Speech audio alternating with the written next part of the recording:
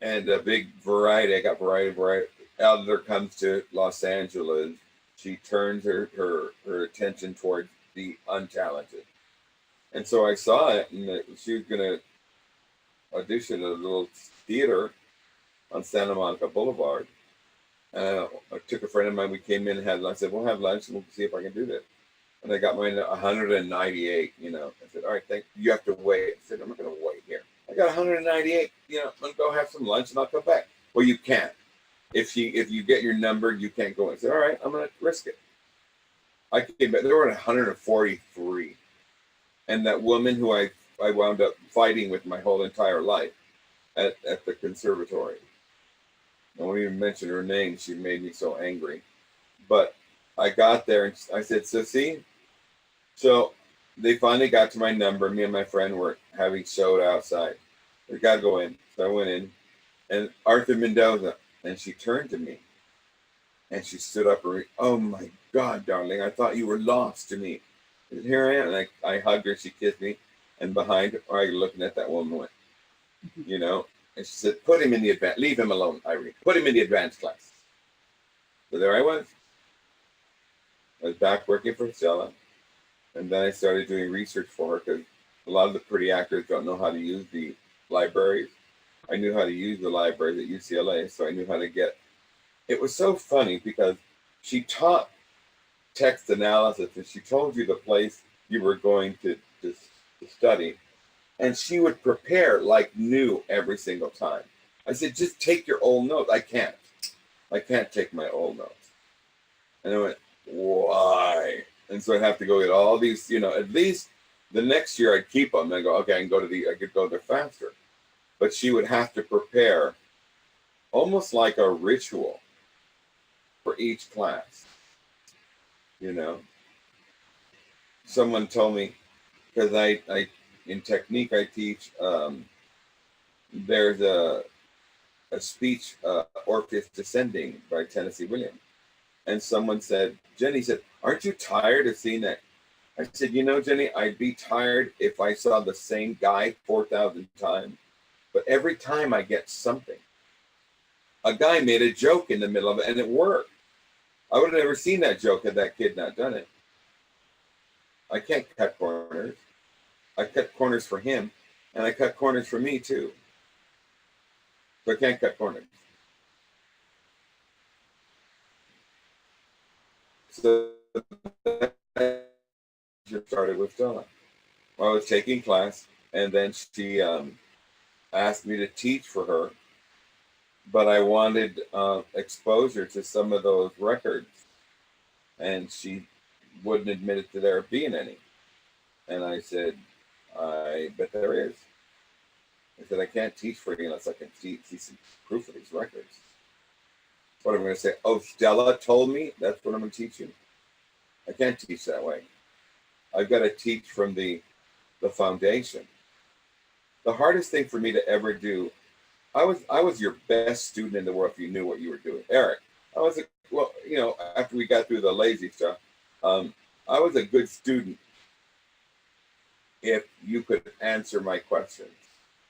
But if I saw the slightest inkling of weakness or that you were indifference or you weren't sure, I was at you until I broke it. And I never found that with Stella.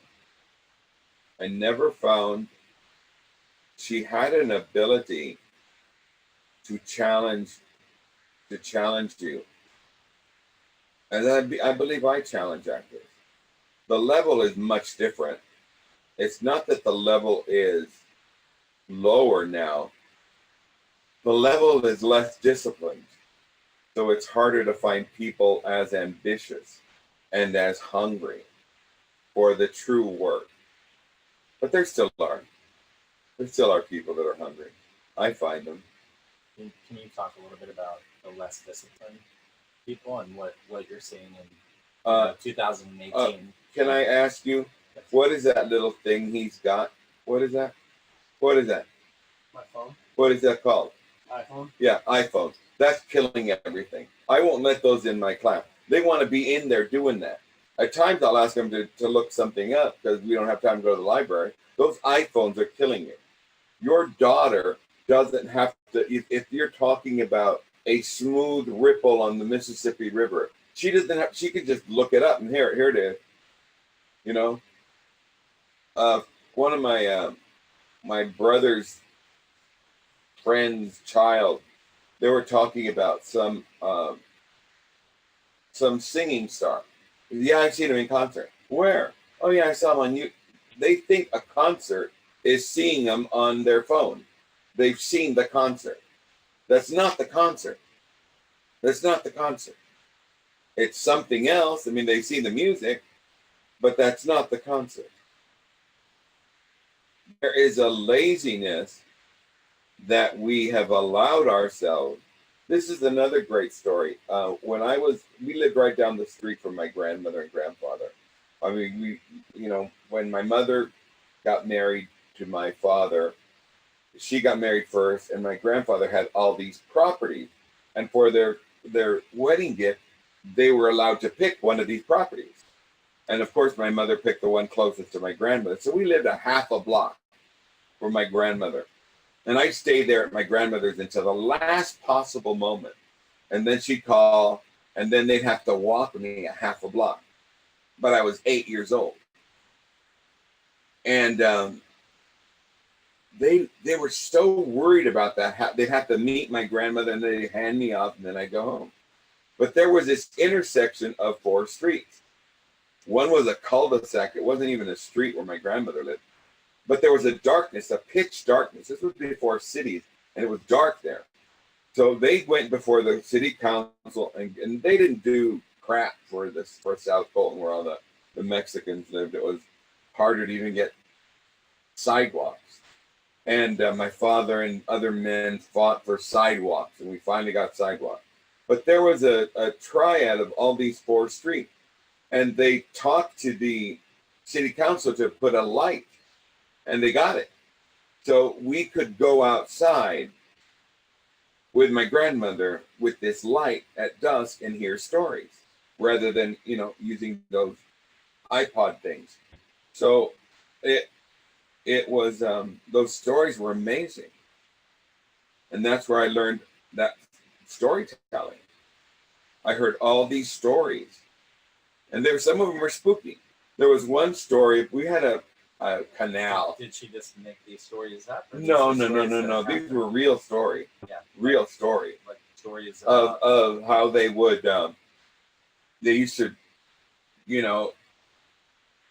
they used to wash clothes without washing machines. They would like big tubs, and they'd and there were these big tubs. Yeah. Now, by the time I was born, my grandmother had an electric, washing machine, but it was a washing machine, but you had to put the clothes through there to kind of like a wash. Yeah, to push all the water out. Yeah. Then you had to do it, push, and they say, don't leave it alone. Of course, I wanted to put, I thought if you put more clothes through there, but what it did, it locked it, and it would eventually break it. I broke 3 of them. Yeah. So they stopped leaving me in the room. They'd lock me. When I want to go in, out of the room, so yeah, I couldn't get in there. But I would try, and there were like 6 things, and it would be all tore up. Right. But I got away with those things because I almost died when I was 2. I had internal measles, and I almost died, and I made it. And my dad was at the hospital. They couldn't see me. They put in a big tub of ice to break the fever. And he sat there with banana and stuck banana down my mouth. And the doctor said, I'm going to put a little gauze of cotton. And if you take that off and you can see a little drop of yellow, that means his kidneys have started again. Call the nurse immediately. So he banned my dad. No sisters, no nothing. My mom, no. He said, stay downstairs. I'm gonna because I looked really bad. My brother. If I want to make my brother cry, I can ask him how I looked in my bed when he saw me, and he goes, "Don't talk about that." I think he's like over it now, but I looked like those kids that starved from Bangladesh. There was no meat on me, just nothing. You could see the rib cage, and so he said, and he said, so he called the doctor. The doctor came in and said, Henry, he's had a dangerous fever for over a week, even if he's going to be a vegetable. I said, bullshit. My dad, he said, look, hold him. And my head rolled, and he held my head and shook it. Stop it. And I stopped it, and I started crying, and I held my head up. He willed me. He scared the shit out of me. So I was always like if I did something bad, all I had to do was stand in the middle of the linoleum floor and pee and cry, and then they had to pick it up. I learned a way of working it. You know, I don't ever remember myself being. I was punished once. I don't know what I did. It must have been bad. And my mom said, "Go to your bedroom till your father comes home." So I was there. I heard him, and they hear, "Where is he?" And he goes, "What did you do?" And I told him what I did. To put on your pants. Put my little elbows on the bed. I said, "Daddy, just remember, like when I was 2 and I almost died, maybe my spine isn't hard enough to take my spanking, but you go ahead." And he started crying. "You tell your mother I hit you." I said, "Okay, whatever. Did your father hit you?" Yeah. You know, I was just, and then I almost burned down the house. I was always decorating. You know, there were these big snakes that you got at the orange show, and they were stuffed, and we won one. And I wanted to wrap it around the light. Well, the raw light started, and then I didn't know what to do, and so I threw it in the closet. And they started, "I'm going to bed." They're all looking, "Why is he going?" And they started smelling the smoldering smoke. I threw it in the laundry closet, and it was like, and I still didn't get spanked. And my brother would sit there going, "What's up?" You know? Yeah. How can he get? I got away with murder, almost, but it was a. Well, you were talking about the stories of your grandma and Yeah. the fact that, you know, a lot of people aren't experiencing and feeling life because they're so, you know, like you said, they go to the phone. Yeah. They think that's it. I can travel. Colton is a city between here and Palm Springs. It's San Bernardino and Riverside, and Colton's in between. I can go right now to a restaurant that my mother and father went when they were dating. And I knew that, you know, I knew all those stories.